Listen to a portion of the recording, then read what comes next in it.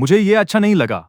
Dad, मुझे फर्क नहीं पड़ता वो अब कहां जाती है, पर फ्यूचर में अब उसकी और मदद मत करना, वरना मैं खुश नहीं रहूंगा। क्या आपको पता नहीं है कि मुझे सेरिना बिल्कुल पसंद नहीं? अंकल को अभी भी लगता है कि मेरा उसके साथ कोई चक्कर है। अगर आप ऐसे ही करते रहे तो सेलेस्ट को भी अच्छा नहीं लगेगा। मुझे सेलेस्ट का जिक्र करते देख रिचर्ड क्रेन थोड़ी मजबूरी वाली हंसी हंसे। ठीक है, वैसे भी अब वो बड़ी हो गई है, उसे अपनी जॉब खुद ही ढूंढने दो। सेरिना क्रेन हाउस से निकलकर कंपनी नहीं गई, बल्कि सीधा अपने अपार्टमेंट पहुंची, जो अभी भी नीचे ही था।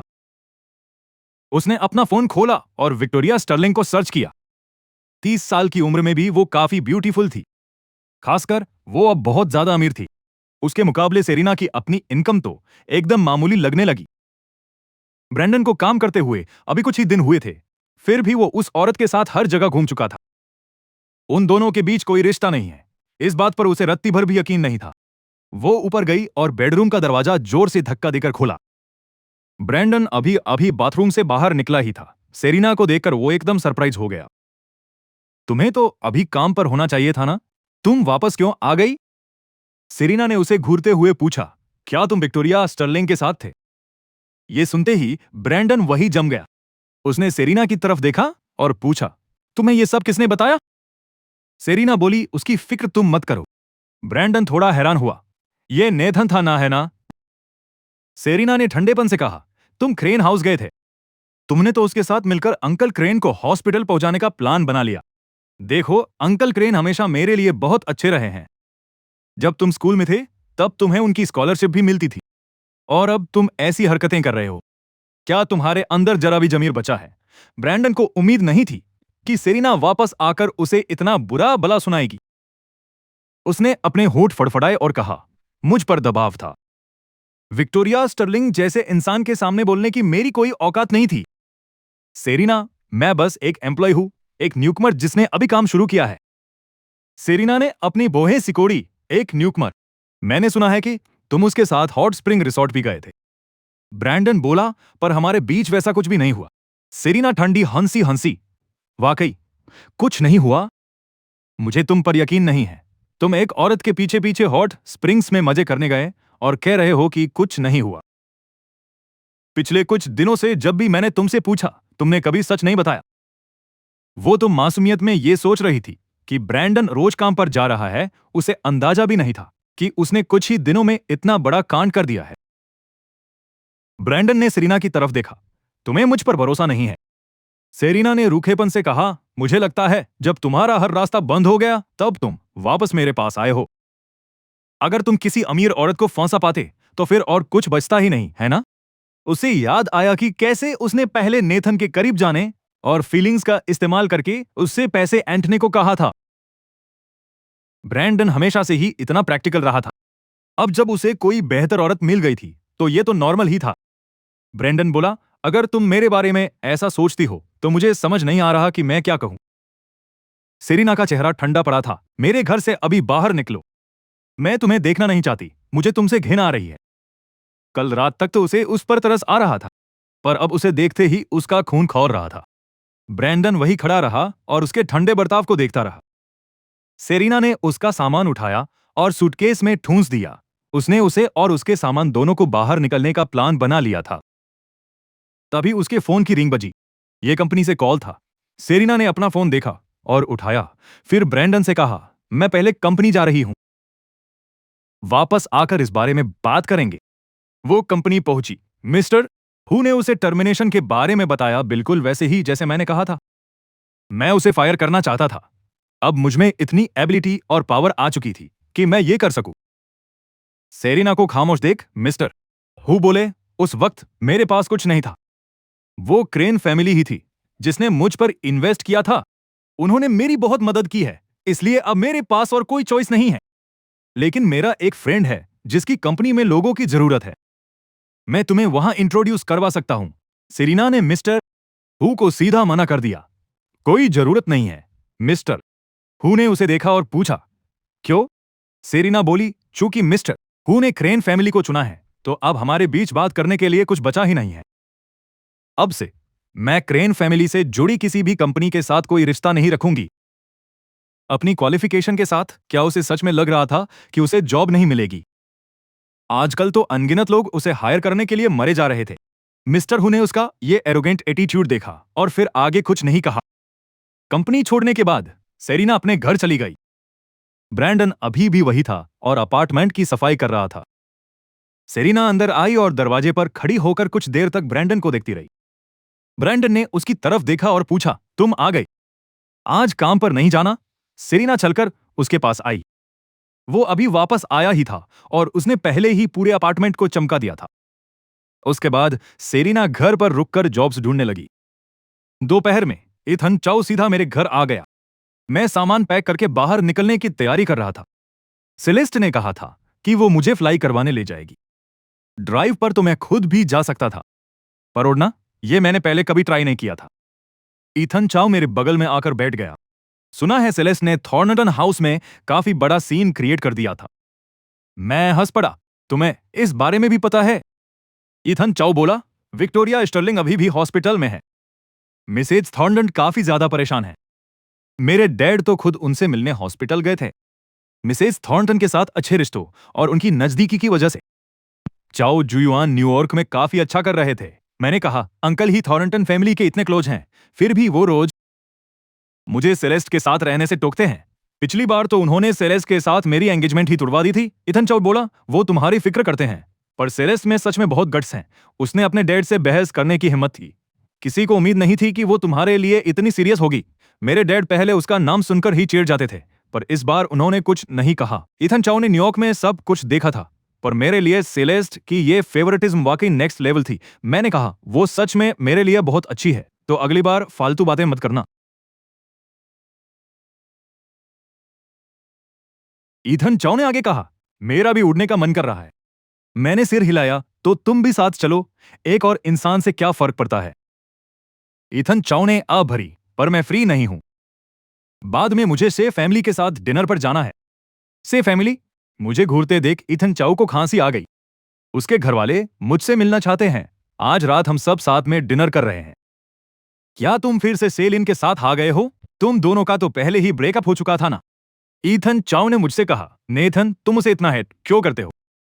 पिछली बार उसकी मुझसे बहस हुई थी, ये सच है, पर उसके बाद उसके माफी मांगने का तरीका वाकई बहुत सही था। शालिन का लुक एकदम मेरे टेस्ट का है और वो मेरे लिए बहुत अच्छी भी है। मेरे डैड को भी शे फैमिली की कंडीशंस पसंद आ रही है। अगर मैं उसके साथ नहीं रहा तो मुझे उससे बेहतर कोई और नहीं मिलेगी। वैसे भी वो एक टॉप स्टूडेंट है, उसके ग्रेड्स हमेशा अच्छे रहे हैं और वो काफी वेल बिहेव्ड भी है। खैर, मैं अब निकलता हूं। अब तुम्हारी और सेलेस्ट की डेट के बीच में और कबाब में हड्डी नहीं बनूंगा। ये कहकर वो बाहर की तरफ भाग गया। मैं खिड़की के पास खड़ा था। मैंने देखा कि शेलिन उसे लेने आई है। वो वाकई एक परफेक्ट गर्लफ्रेंड लग रही थी। अगर मुझे अपनी पिछली लाइफ का एंड पता ना होता तो शायद मैं भी यही सोचता कि शेलिन सच में एक काफी अच्छी इंसान है। फ्लाइट बेस के रास्ते में सेलेस्ट सनग्लासेस पहनकर गाड़ी चला रही थी। मैं उसके बगल में बैठा कुछ गहरा सोच रहा था। उसने मेरी तरफ देखा और पूछा, तुम क्या सोच रहे हो? मैंने जवाब दिया, ईथन चाउ के बारे में सोच रहा हूं। वो वापस सेलिन के पास चला गया है, पर मैं ईथन चाउ को यह बता नहीं सकता कि वो लड़की फ्यूचर में उसकी जान ले लेगी। अगर उसने शेलिन से शादी की तो उसका अंजाम बहुत बुरा होगा। अगर मैंने ये बात उसे बताई तो ईथन चाउ को लगेगा कि मैं उसे बद्दुआ दे रहा हूं। जो चीजें अभी तक हुई ही नहीं है वो दूसरों की नजरों में बस एक बकवास होती है। सेलेस्ट ने पूछा, तुम शेलिन से इतनी नफरत क्यों करते हो? देखा जाए तो तुम्हारा उसके साथ कोई लेना देना ही नहीं है। मैं तो उसके साथ न्यूयॉर्क आया था। शेलिन इथन चाउ की गर्लफ्रेंड है। इसके अलावा तो मेरी उससे कोई दुश्मनी हो ही नहीं सकती। मैंने सेलेस्ट से कहा, कैसा रहेगा अगर मैं कहूं कि मैंने सपना देखा है कि इथन चाउ की उससे शादी के बाद जिंदगी नर्क बन गई। मेरे सपनों की सच्चाई सेलेस्ट पहले ही कई बार देख चुकी थी, इसलिए अब उसे कोई शक नहीं था। मैंने पूछा, क्या तुम्हें पता है कि वो शालिन असल में किस तरह की इंसान है? सेलेस्ट बोली, मुझे ज्यादा तो नहीं पता, पर मैं तुम्हारी इन्वेस्टिगेट करने में मदद कर सकती हूं। फ्लाइट बेस पहुंचने पर प्लेन सेलेस्ट के लिए पहले से ही तैयार खड़ा था। मैं पैसेंजर सीट पर बैठकर सेलेस्ट को देखने लगा। क्या तुम्हें सच में उड़ाना आता है? सेलेस्ट ने मेरी तरफ देखा। अगर तुम्हें इंटरेस्ट है तो मैं तुम्हें भी सिखा सकती हूं। जब मैं प्लेन से नीचे उतरा तो सिर घूमने की वजह से मैं वही बगल में बैठ गया। सेलेस्ट चलकर पास आई और मुझे देखने लगी। अब बेहतर लग रहा है? मैंने हाथ हिलाकर इशारा किया कि अब ठीक हूं। उसने मुझे खड़े होने में मदद की। अगर तुम्हारी तबीयत ठीक नहीं लग रही तो हम अगली बार यहां नहीं आएंगे। मैंने कहा कि कोई बात नहीं, मैं ठीक हूं। मुझे ये सब काफी इंटरेस्टिंग लगा। अगली बार फिर चलेंगे। सेलेस्ट, तुम्हारे साथ रहकर हमेशा लगता है कि मैं कुछ भी सीख सकता हूं। मैंने तो कभी सपने में भी नहीं सोचा था कि तुम्हें पर्सनली प्लेन उड़ाते हुए देख पाऊंगा। जब तक हम फ्लाइट बेस से वापस आए तब तक शाम हो चुकी थी और विक्टोरिया स्टर्लिंग अभी अभी हॉस्पिटल से डिस्चार्ज होकर वहां पहुंची थी। वो खास तौर पर रिचर्ड क्रेन से माफी मांगने आई थी, अपने हमेशा वाले एरोगेंट लुक के बजाय। वो इस वक्त काफी थकी हुई और बीमार सी लग रही थी। हमें वहां देख मैंने तंज कसते हुए कहा, डायरेक्टर स्टर्लिंग यहां क्या कर रही हैं? विक्टोरिया स्टर्लिंग बोली, मैंने पहले मिस्टर क्रेन को काफी ऑफेंड किया था, इसलिए मैं बस माफी मांगने आई हूं। रिचर्ड क्रेन ने विक्टोरिया स्टर्लिंग की तरफ देखा, जो खुद उनसे भी ज्यादा बेहाल नजर आ रही थी। उन्होंने हाथ हिलाकर कहा, कोई बात नहीं, सब ठीक है। यह तो बहुत छोटा सा मैटर था। डायरेक्टर स्टर्लिंग के साथ डिनर करना तो मेरे लिए सम्मान की बात थी। विक्टोरिया स्टर्लिंग बोली, नहीं नहीं, ऐसी कोई बात नहीं है। उसने मेरे बगल में खड़ी सेलेस्ट की तरफ देखा, पर एक शब्द भी नहीं बोला। उसका चेहरा अब भी एकदम रिलैक्स था, जैसे कल जिसने उसकी हालत खराब कर दी थी वो खुद नहीं थी। विक्टोरिया स्टर्लिंग ने आगे कहा, पहले मैं अंधी थी जो मैंने मिस्टर क्रेन को ऑफेंड किया। उसने शुरू में सोचा था कि मैं सेलेस्ट के लिए चाहे कितना भी इंपॉर्टेंट क्यों ना हूं, सेलेस्ट उसके खिलाफ इस हद तक कभी नहीं जाएगी। पर सच तो यह था कि सेलेस्ट ने ना सिर्फ मुझे प्रोटेक्ट किया, बल्कि मेरे डैड के लिए उससे पूरी तरह भिड़ गई। मैंने सादगी से कहा, डायरेक्टर स्टर्लिंग, अगर आपकी तबीयत ठीक नहीं है तो जल्दी घर जाकर रेस्ट कीजिए। आपको इस हालत में देखकर मुझे बहुत चिंता हो रही है। कहीं आप मेरे घर पर ही ना टपक जाएं। विक्टोरिया स्टर्लिंग ने मेरी तरफ देखा, उसके चेहरे पर थोड़ी क्यूरियोसिटी थी। आपका असिस्टेंट डैनियल अब आपके साथ नहीं घूमता क्या? उसे खुद अधमरी हालत में देख, फिर भी डैनियल की फिक्र करते देख मैंने सीधा कहा, उसकी ऑलरेडी एक गर्लफ्रेंड है। विक्टोरिया स्टर्लिंग कुछ सेकंड्स के लिए खामोश रही, फिर बोली, ऐसा नहीं है कि मैं उसे डेट करने के लिए ढूंढ रही हूं। खैर, आज के लिए मैं इजाजत चाहती हूं। नतीजा यह हुआ कि वो जैसे ही बाहर निकली, दरवाजे पर ही उसकी टक्कर डैनियल से हो गई।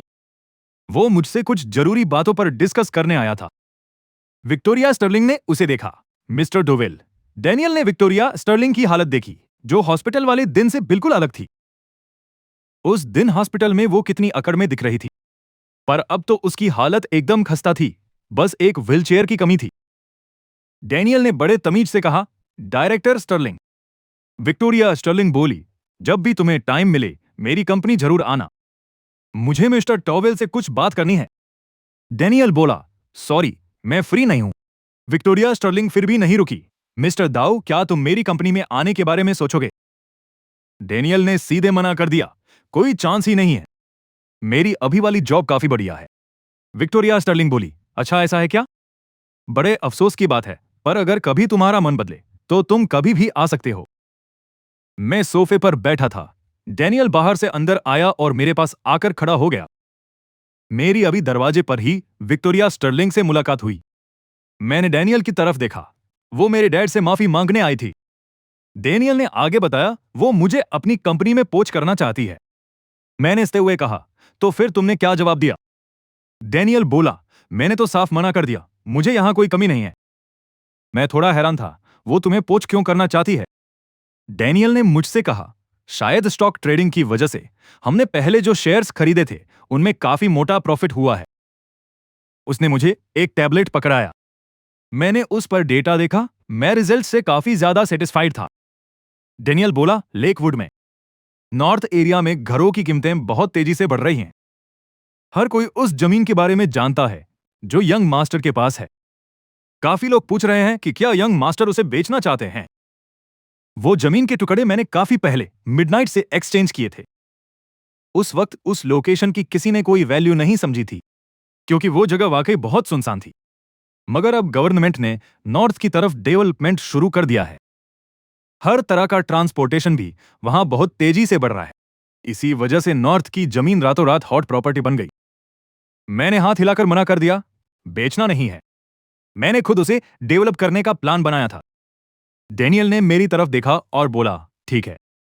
जब उसने शुरू में मुझे फॉलो करना शुरू किया था, तो उसे मेरे कई आइडियाज समझ नहीं आते थे। कभी कभी तो उसे शक होता था कि मैं कोई रईस बाप का बेटा हूं, जिसके पास उड़ाने के लिए बहुत पैसा है और वो उसे कहीं भी वेस्ट कर रहा है। पर नतीजा ये हुआ कि कुछ सालों बाद फैक्ट्स ने यह प्रूव कर दिया कि मेरा विजन बहुत आगे का था। अब मैं जो भी कहूं, डैनियल को उस पर कोई शक नहीं होता। जब हम दोनों का काम की बातों पर डिस्कशन खत्म हुआ, तो सेलेस्ट चलकर आई और मेरी तरफ देखने लगी। तुम दोनों इतनी खुशी खुशी किस बारे में बात कर रहे हो? मैं मुस्कुराया। क्या तुम कुछ खाना चाहती हो? मेरी तरफ से ट्रीट। सेलेस्ट ने मुझे देखा। अभी घर पर नहीं खाना क्या? पिछली लाइफ में मैं सेरेना के पीछे पागलों की तरह घूमता रहता था। इस लाइफ में मैं बस पैसा कमाना चाहता था और मुझे एहसास हुआ कि लड़कियों के पीछे भागने से कहीं ज्यादा मजा तो पैसा बनाने में है। पुराने दिनों के बारे में सोचकर, जब मुझे लगता था कि मैं सेरेना के बिना नहीं जी सकता। सच में मैं उससे ज्यादा बेवकूफ नहीं हो सकता था। मैं ऊपर गया और रिचर्ड क्रेन से पूछा अगर वो साथ चलकर खाना चाहते हो, पर रिचर्ड क्रेन ने मना कर दिया। तो फिर मैं सेलेस्ट के साथ बाहर चला गया। क्या तुम अपनी बहनों को भी साथ बुलाना चाहती हो? सेलेस्ट ने मेरी तरफ देखा और सीधा मना कर दिया। कोई जरूरत नहीं है, मैंने कहा। सिर्फ हम दोनों ही खाना खाएंगे। हम इतना सारा खाना नहीं खा पाएंगे। सेलेस्ट ने मेरी तरफ देखा। क्या तुम फिर से उनका फिगर देखना चाहते हो? वो तो बहुत पुरानी बात हो गई। उसे अभी तक ये सब कैसे याद है? रेस्टोरेंट में मैंने ईथन चाओ को टेक्स्ट किया, आज का डिनर कैसा रहा? ईथन चाओ ने रिप्लाई दिया, काफी बढ़िया था।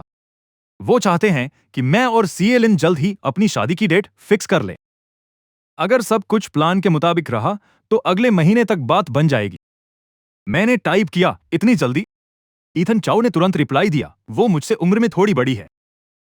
उस जैसी फैमिली बैकग्राउंड वाली लड़की। उसकी उम्र तक तो ज्यादातर लोगों की शादी हो ही जाती है, क्योंकि शुरू से ही पेरेंट्स खानदान और रुतबा देखकर रिश्ते तय कर देते हैं। पहले मुझे इन बातों से सख्त नफरत थी। मुझे हमेशा लगता था कि मुझे अपनी जिंदगी अपनी शर्तों पर जीनी चाहिए। पर आखिर में मुझे यह समझ आया कि मेरी अपनी चॉइस मेरे डैड के अरेंजमेंट्स जितनी अच्छी नहीं थी। सेलेस्ट ने मीट ग्रिल करना खत्म किया और उसे मेरे सामने रख दिया। सच में मुझे काफी भूख लगी थी। रात के 10 बजे के बाद ही मैं और सेलेस्ट वहां से निकले। सेलेस्ट ने मेरा हाथ पकड़ा और हम कार लेने के लिए चल पड़े। गाड़ी में बैठने से पहले सेलेस्ट बोली, आज रात सीधे मेरे घर चलो। मैंने उसकी तरफ देखा और कहा, ओके। मुझे ड्रॉप करके तुम्हें दोबारा चक्कर काटने की कोई जरूरत नहीं है। मेरा इतनी जल्दी मान जाना देखकर सेलेस्ट बोली, मैं जो भी कहती हूं तुम बस मान जाते हो।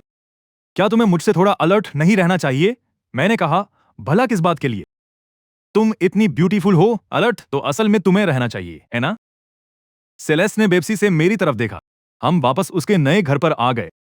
इस वक्त तक सारे नौकर आराम करने जा चुके थे। मैं सेलेस्ट के पीछे पीछे ऊपर चला गया। वो मेरे लिए चप्पल और कपड़े लेकर आई। मैं थोड़ा हैरान था, तुम्हारे घर पर मेरे कपड़े भी हैं? वो मुस्कुराई, पहले से ही अरेंज कर लिए थे कि कभी तुम यहां आओ तो काम आए। जाओ शावर ले लो। मैंने चप्पल पहनी और बाथरूम की तरफ चला गया। पिछली बार जब मैंने सेलेस्ट के साथ रूम शेयर किया था, शायद तब डैड का एक्सीडेंट हुआ था। देखते ही देखते इस बात को अब कई साल बीत चुके थे। मैंने शावर लिया और बाल सुखाकर बाहर आ गया। मैंने उसके साथ कोई फॉर्मेलिटी नहीं दिखाई और सीधा सेलेस्ट के बेड पर जाकर लेट गया। मेरा उसके बगल में लेटना अब सेलेस्ट के लिए कोई नई बात नहीं थी। नहाने के तुरंत बाद मुझे नींद नहीं आ रही थी। मैं उसके पास टेक लगाकर बैठ गया और फोन पर सोशल मीडिया स्क्रॉल करने लगा। तभी डायना की अपनी फिगर फ्लॉन्ट करते हुए फोटोज दिख गई। मैंने एक ठंडी आप भरी, उसे हमारे साथ खाने पर बुला लेना चाहिए था। सेलेस्ट ने मेरी आवाज सुनी और फोन देखने के लिए पलटी। उसने देखा कि वो डायना का सोशल मीडिया था। उसकी नजर फोन से हटकर सीधा मेरे चेहरे पर आ टिकी। तभी वो मेरी तरफ झुकी और उसने मेरे चेहरे पर किस किया। मैं तुम्हारे ठीक बगल में हूं, फिर भी तुम दूसरों को देख रहे हो। मैंने अपना सिर उठाकर उसकी तरफ देखा। मैं तो बस ऐसे ही स्क्रॉल कर रहा था। मुझे लगा उसका फिगर काफी अच्छा है। सेलेस्ट बोली, अगर तुम्हें ये इतना ही पसंद है तो तुम मुझे टच क्यों नहीं करते? ये कहने के बाद उसने मेरा हाथ पकड़ा और अपनी बॉडी पर रख लिया। मैंने उसे बड़ी हैरानी से देखा। सेलेस्ट शर्म से लाल हो गई थी। कैसा महसूस हो रहा है? अगर उसने ये सवाल न पूछा होता तो बेहतर होता। जैसे ही उसने पूछा, मेरा चेहरा भी लाल पड़ गया। मैंने एक बार खांसा और सेलेस्ट से कहा, ठीक है। ये बोलकर मैंने अपना हाथ पीछे खींच लिया। 2 जिंदगियां जीने के बाद भी मेरे सामने का ये सीन मुझे नर्वस कर रहा था। सेलेस्ट ने मुझे देखा। बस ठीक है। मैं एकदम हड़बड़ा गया। चलो अब सो जाते हैं। मैंने ब्लैंकेट खींचने की कोशिश की, पर देखा कि उसका हाथ उस पर दबा हुआ था। देखा तो सेलेस्ट मुझे ही देख रही थी। अभी अभी शावर लिया था, इसलिए उसने बस एक सिंपल सा नाइट गाउन पहना हुआ था। फिर भी उसे देखकर किसी की भी धड़कनें तेज हो जाएं। सेलेस्ट ने मुझे बचने का कोई मौका नहीं दिया। वो मेरी ओर बढ़ी और उसने सीधे मेरे लिप्स पर किस कर लिया। सेलेस्ट के घर पर सोने की पहली रात काफी बढ़िया रही। हालांकि सच कहूं तो आखिर में हमारे बीच वैसा कुछ हुआ नहीं, पर हमारा रिलेशनशिप तुरंत ही पहले से कहीं ज्यादा क्लोज और इंटीमेट हो गया। सुबह जब मेरी आंख खुली तो सेलेस्ट मेरे बगल में नहीं थी। वो अपने डिसिप्लिन को लेकर बहुत स्ट्रिक्ट थी। हर सुबह वो एक्सरसाइज करने जाती ही थी। यहां तक कि जब वो पहले क्रेन हाउस में रुकती थी, तब भी वो कभी नागा नहीं करती थी। मैंने अपना फोन उठाया। इथन चाओ ने मुझे मैसेज किया था। उन्होंने मुझे अगले महीने होने वाली इस इंटरनेट कॉन्फ्रेंस में आने के लिए इनवाइट किया है। मेरे साथ चलो। मैंने रिप्लाई में बस एक क्वेश्चन मार्क भेज दिया। इथन चाओ ने तुरंत रिप्लाई दिया, तू इतनी जल्दी कैसे जाग गया? तू तो अक्सर काफी लेट सोकर उठता है ना? मैंने जवाब दिया, बेड बदल गया है ना, इसलिए जल्दी नींद खुल गई। इथन चाओ ने पूछा, क्या तू घर नहीं गया था? कहां गया था फिर? मैंने रिप्लाई किया, सेलेस्ट के घर पर हूं। इथन चाओ का फौरन मैसेज आया, क्या तू उसके साथ सोया? कैसा रहा फिर? मैंने बेड पर लेटे लेटे ही टाइप किया, मैं तुझे नहीं बताने वाला। ये मेरे और उसके बीच की बात है। इथन चाओ ने तुरंत जवाब दिया, ये किस तरह का रिलेशनशिप है भाई? भाईचारा हमेशा के लिए होता है। लड़कियां तो आज नहीं तो कल पराई हो ही जाती हैं। मैंने रिप्लाई किया, फिर शियालिन के साथ ब्रेकअप कर ली। उससे शादी मत कर। इथन चाओ ने जवाब देने में थोड़ा वक्त लिया। मैसेज भेजने से पहले लंच के लिए मेरे घर आ जा। अभी के अभी आ जा। मैं तैयार होने के लिए बेड से उठा। सेलेस्ट पहले ही वापस आ चुकी थी। मुझे जगा हुआ देखकर उसने पीछे से मुझे गले लगा लिया। Good morning. वो अक्सर एक कोल्ड औरत लगती थी, पर अभी बहुत ही जेंटल दिख रही थी। मुझे लगा कि वो बिल्कुल एक बिल्ली जैसी है, आमतौर पर शांत और अलग रहने वाली, पर जब प्यार दिखाती है तो इतनी वार्म होती है कि किसी का भी दिल पिघल जाए। मैंने कहा, तुम इतनी जल्दी उठ गई, मुझे तो बहुत अलसी फील हो रहा है। मेरी बात सुनकर सेलेस्ट हंस पड़ी। मैंने पूछा, तुम हंस क्यों रही हो? तुम्हें भी लगता है ना कि मैं बहुत आलसी हूं? सेलेस्ट ने अपना सिर हिलाया। मैं तुम्हें क्रिटिसाइज नहीं कर रही। मैंने पूछा, मैं थोड़ी देर में अपने कजिन के घर जा रहा हूं, क्या तुम भी साथ चलना चाहोगी? मेरे इस इनविटेशन से सेलेस्ट बहुत खुश हुई। मैं चलना तो चाहती हूं, पर मुझे बाद में कुछ काम है। मैंने सिर हिलाया, समझ गया।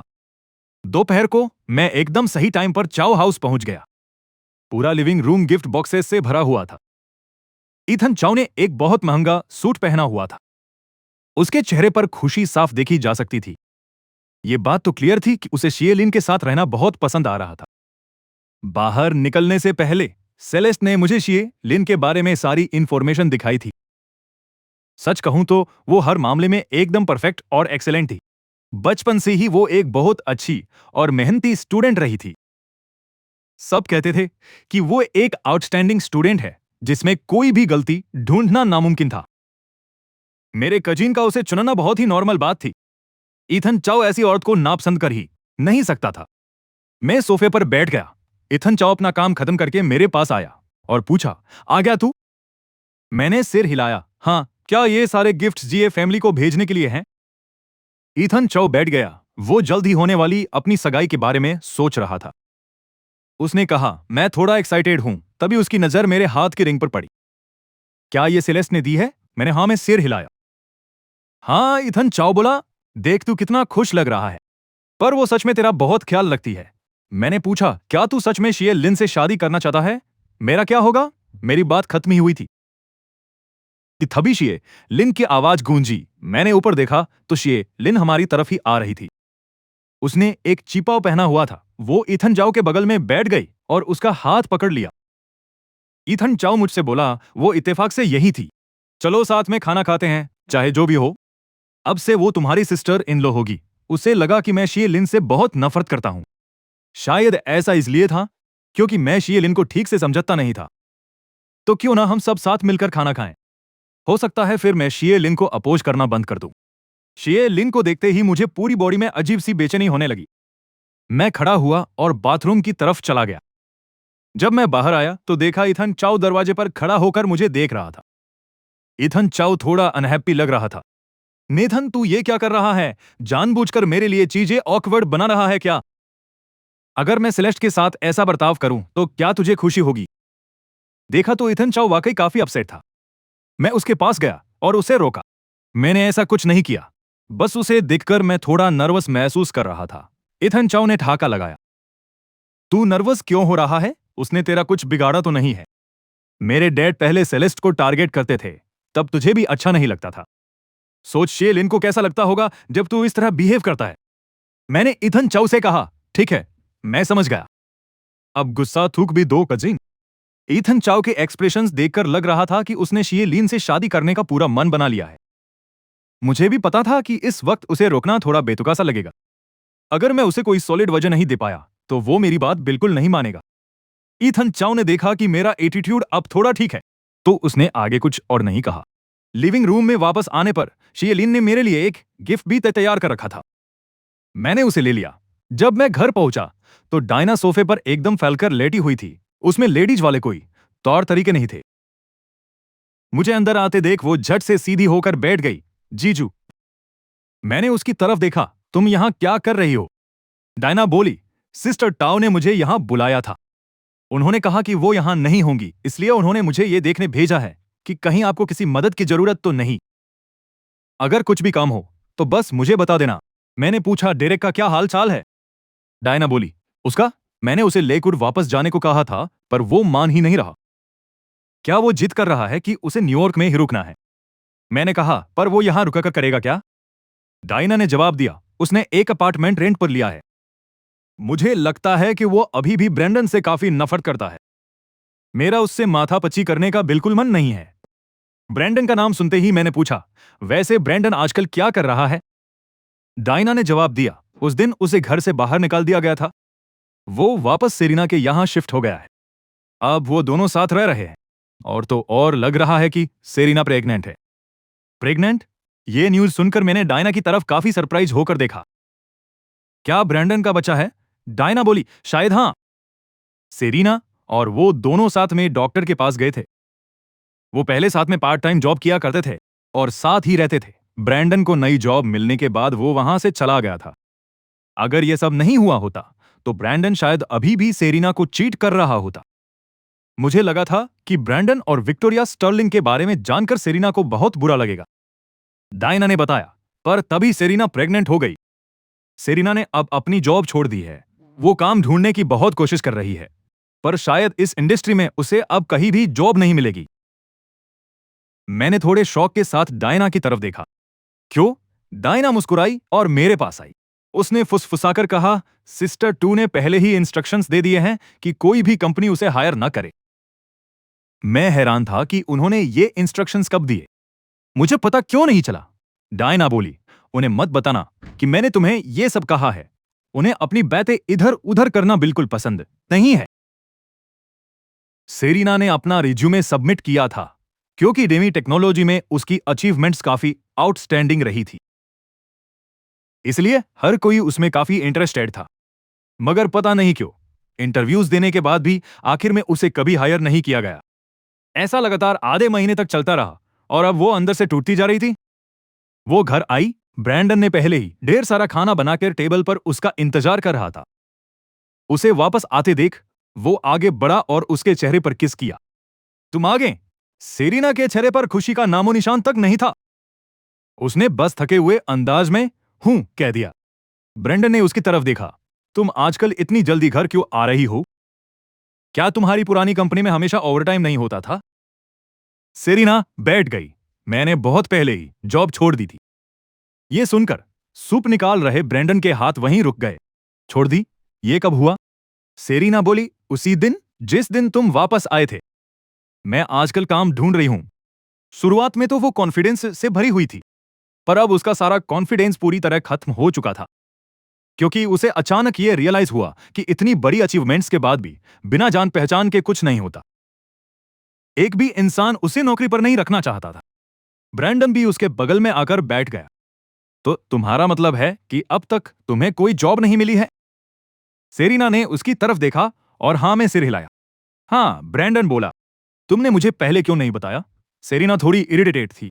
क्या बताती? तुम्हें बताने से क्या कुछ बदल जाता? क्या मेरे सामने अचानक कोई जॉब आ जाती? लगता है वो गुस्से में थी। ब्रैंडन बोला, मेरा वो मतलब नहीं था। मुझे बस पता नहीं था। उम्मीद नहीं थी कि नेथन सच में तुम्हें फायर कर देगा। मुझे याद आया जब हम थॉरंटन के घर पर थे। मैंने कहा था कि मैं सेरिना को निकाल दूंगा। ब्रैंडन को लगा था कि मैं बस मजे लेने के लिए ऐसा कह रहा हूं। पता नहीं था कि मैं सच में इतना रूथलेस हो सकता हूं। सेरिना खुद का मजाक उड़ाते हुए हंसी।